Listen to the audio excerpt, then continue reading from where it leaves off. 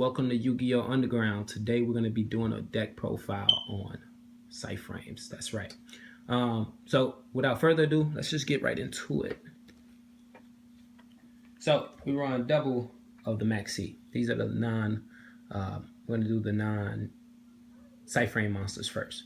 So 2 Maxi in this format, last format, and probably the next format. This is going to be a great card. Just helps generate card advantage. Next, we run triple wind up rabbit. Now, some players will say, no, run it at 2 minus. I get that. But I like to see him early on. And at 2, some matches I don't see him, and others I do. But at 3, I see him almost every opening hand. He helps. He can just get out of dodge on either player's turn. So you can get him out of there when you need to use one of your guys in your hands to stop something on your opponent's side of the field. Then next we're going to run triple card D. We all know what it does. Again, it just helps generate card advantage. Then now for the Psy-Frame monsters, we run 2 of the Trap Negator Psy-Frame Explosion. Some people don't run them because it's not a trap heavy format. But the thing is, there are still traps that can hurt you. There are still traps being ran in the format by every deck. And a good timed Vanity's Emptiness will shut this deck down. A good timed Mind Drain will shut this deck down. He can negate both of them. He can chain and negate. Now, we're going into the next one. We run 2 Gamma. I am going to bump Gamma up to... Gamma's going to go up to 3. Just because he negates special summons. I'm sorry, not special summons. Monster effects. He negates monster effects, and that's crucial. You need 3 of him, so I'm gonna bump him up as soon as I can. Next, we run triple Beta. Beta will negate an attacking monster, destroy it, and end the battle phase. This is a really good card. Really good card. He's like the Scottie Pippen of the deck. He's not Jordan, but he Pippen of the deck. Next we do triple Psy-Frame Alpha. Alpha, some players don't like them. I actually like them, especially early on. You get to them, they summon, any summon, normal or special. You bring this guy out, you bring Driver out, and you go search for a card. You let you go get your Circuit or your Overload, which is very important. Next, because of this format and last format, and probably the next one, we run triple Delta. Delta negates spells. He negates spells. That is very crucial with Pendulum Monsters and Infernoids. It helps deal with the problem of Reasoning and Monster Gate and different things like that. He just negates it and destroys it. Next, we run triple of the Vanilla. Some people run 2. I run 3. You don't have to really worry about it clogging your hand because one, you contribute him for let's say a wind-up rabbit, or like if you do have one of the other guys in hands, you can actually use him from hand. The cards let you grab him from the deck, graveyard, or the hand. So the clogging is not an issue. So that's why I run him at 3, because you can easily solve the problem if it does clog.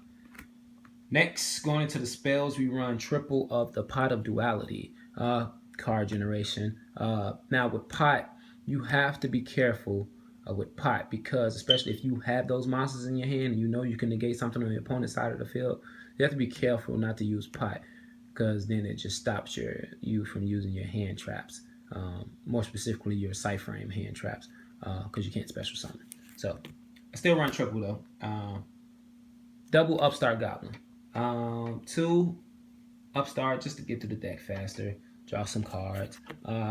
Get to the second. We'll get into why I only run 2 in a second. 1 MST. 1 MST because again, that Vanities, that Mind Drain, any of those cards, a trap card that can be problematic. You just blow it up. And then if things get crucial, you can tie it in more, especially in the Pendulum matchup. You probably will. 1 Dark Hole, just to clear the board. 9 times out of 10, you're not going to have a monster on the board. So, you know, you just blow up the field. And even so, if you side in, like maybe let's just say a Thunder King, and you know you need to get rid of that Thunder King because you're in time and you want to be able to stop anything your opponent throws at you, Dark Hole will take care of that. Next, we run 2 Psychic Field Zones. This lets you synchro summon your psychic monsters that are banished. You bring it back to the graveyard and you synchro summon into one of the psychic synchros, which would be Zeta or Omega. Might bump it up to 3. Now, an interesting little way I do it is 2 Terraforming, 2 Chicken Game, and 2 of the Circuit. Now, I know. What? You're like, what? With Chicken Game, sometimes I open with a Terraforming and a Psy-Frame. Or sometimes I open with all 3. The beauty about it is none of these cards are ever dead, because even if you have a Chicken Game and a Psy-Frame Circuit, you can just Terraform it into another Chicken Game, play the Chicken Game, draw, play the Chicken Game, draw, then play the Circuit. This ratio of the 3 cards is really good. They're never dead. Sometimes I ran into a problem without playing the Chicken Game that I'll open and then grab these, and then later on in the match I end up grabbing this and it's dead. But even with the Terraforming and 2 of these, I still can go get this and then get some card generation and hand advantage off of that. So I really like that. And then for the 5 traps that I run, we run Torrential. Again, board clearance. Just clear the board a little bit. 1 warning. We know what warning does. Just negate, says no. This and the Torrential may get changed out for notice when Bosch drops. Again, this is like kind of an anti-meta deck, a no deck basically. And we just want to say no to your opponent all the time. And then last but not least, we run triple Psy-Frame Overlord. Some people think Omega is the best card in the deck. Me personally, I believe Overload is the best card in the deck. What it does is I can banish 1 Psy-Frame monster from my hand or the field, which is very important, or the field, to banish one of my opponent's face-up cards on the field face down. Good thing about that is, if it's banished face down, there's no card in the game that can get that face down card back. It's not recognized. It's not a recognizable card. So this is very good. And also when it's in the graveyard, you can banish it to search for a Psy-Frame card, which is great because with Omega, you can put a banished card back in the graveyard, and then you can just you can do it again the same turn because it's not, it's just returning to the graveyard. So it allows you to use it again. You can loop with a couple of Omegas. And that's the deck. Now getting into the extra deck, starting with the 1 Exceed that I run, Fortune Tune. I like him. You can overlay into this guy. Can be destroyed, can be targeted, can be destroyed. It'll buy you some time. Plus, when he goes, you can put him back and the 2 level 3s in your graveyard, which would be Wind Up Rabbit. Put them back and go from there.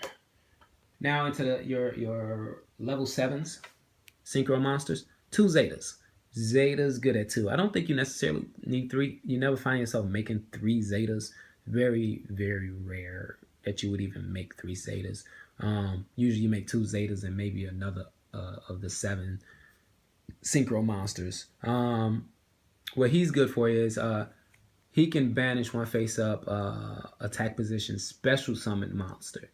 Get him out of there. And then when he's in the graveyard, you can put him back in the extra deck to add 1 Psy-Frame card from the graveyard to your hand.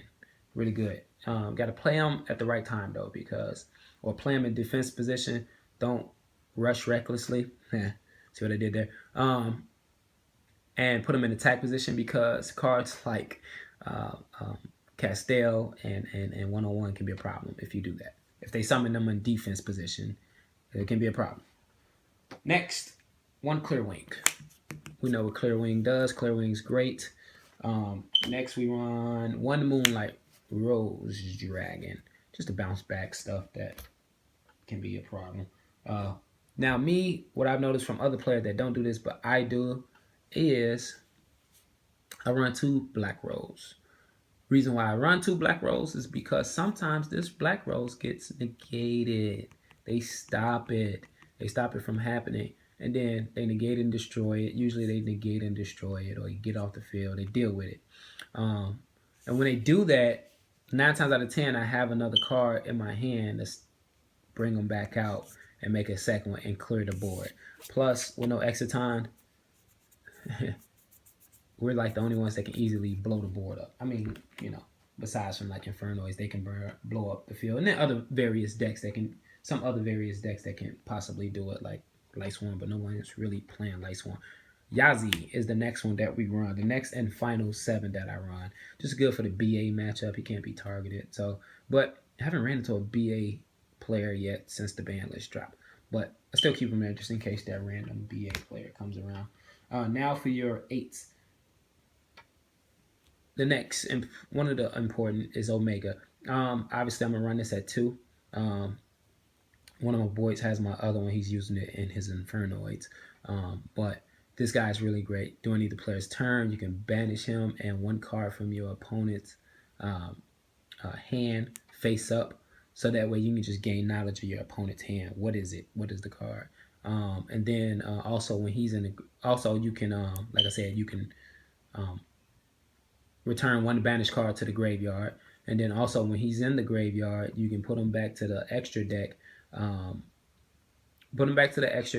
then you can search for a Psy-Frame card. That's pretty good.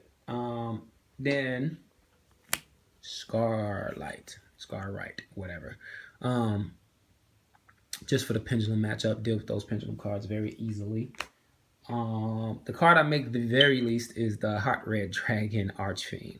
I make them the least. I just have other options that are better that can handle certain situations. But there are rare occasions where you'll go into him and he'll really work out for you.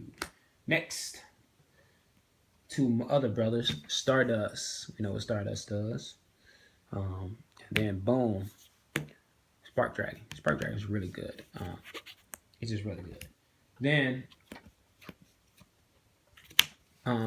the second to least card that I go into them, but I make him when I know I can just push for game, make him swing and get the match over with. Simply because there's a lot of banished cards and he gains attack for that. So I would make him. And then the last card that I make would be Crimson Blader. Crimson Blader is really good against the Infernoid matchup. He's really good against the Cosmo matchup. He just stops those big guys and those ships from coming out. Crimson Blader is great. So yeah, that's the deck profile. Got any questions? Please leave a comment in the comment section below. Also, hit that like button if you liked it. Click an ad if you want.